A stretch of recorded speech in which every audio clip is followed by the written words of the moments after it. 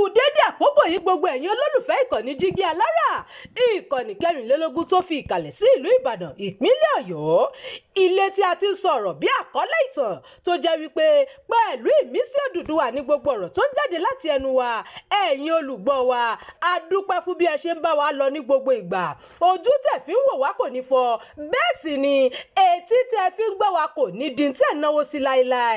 Abdulkareem Nimas ni oníròyìn yín. Àlàyé rẹ̀ o lórí bí Tinubu ṣe fi ìwé ẹ̀rí fásitì rẹ̀ nìkan ṣọwọ́ sí INEC tó sì kùnà láti fi ìwé ẹ̀rí alákọ̀ọ́bẹ̀rẹ̀ àti girama ránṣẹ́. Àjọ elétò ìdìbò nílẹ̀ Nàìjíríà INEC ti gbé fọ́ọ̀mù tí ààrẹ Bọ́lá Tinubu buwọ́lù láti fi díje du ipò ààrẹ lẹ́lẹ́kejì síta fún gbogbo aráàlú o. Nínú fọ́ọ̀mù náà ni ààrẹ Tinubu ti kọ̀ láti fi orúkọ àwọn ilé ẹ̀kọ́ alákọ̀ọ́bẹ̀rẹ̀ àti girama síbẹ̀ tí kò sì jẹ́ ẹnikẹ́ni mọ ibi tó ti bẹ̀rẹ̀ ètò ẹ̀kọ́ rẹ̀ láti kékeré.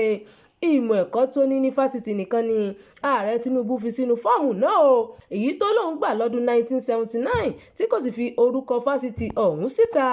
Fásitì ìpínlẹ̀ Chicago tó wà nílẹ̀ Amẹ́ríkà ní Tinubu ti kẹ́kọ̀ọ́ gboyè BSc ní ẹ̀ka àmójútó okòwò lọ́dún 1979 ní agbègbè tí wọ́n yà sọ́tọ̀ láti fi orúkọ ilé ẹ̀kọ́ alákọ̀ọ́bẹ̀rẹ̀ àti girama sí.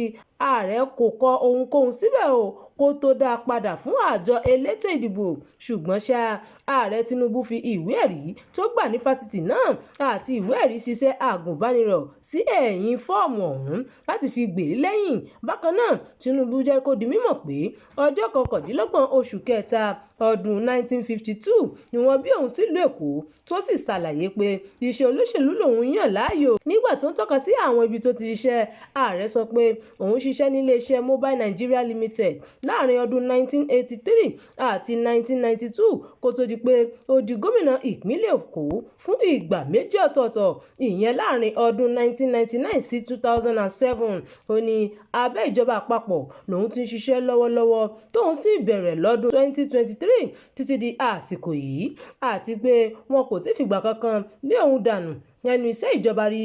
Gbígbé àwọn ìwé ìsíta tó jẹ́ ìbẹ̀rẹ̀ pẹ̀pẹ̀ àwọn àyẹ̀wò àti àwọn ìwé ẹ̀rí tí gbogbo àwọn olùdíje kọ̀ọ̀kan láti jẹ́ kí àwọn aráàlú fojú rí ní abala 23 nínú ìwé òfin ètò ìdìbò nílẹ̀ Nàìjíríà.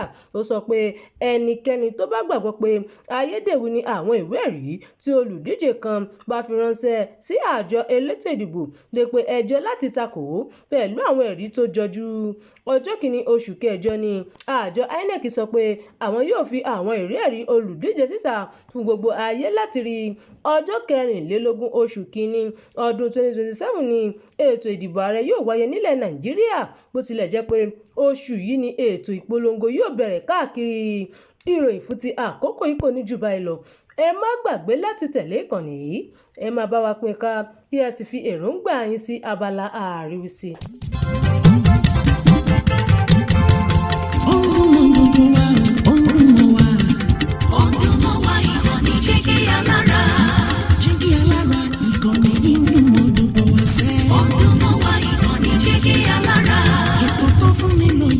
Ètò tó wà ní lọ́yẹ̀ wà ń bẹ̀. Ọdún mọ́ wá ìkànnì Jígí Alára. Ìròyìn lóríṣiríṣi tàbí mọ́ bó ṣe ń lọ láwùjọ.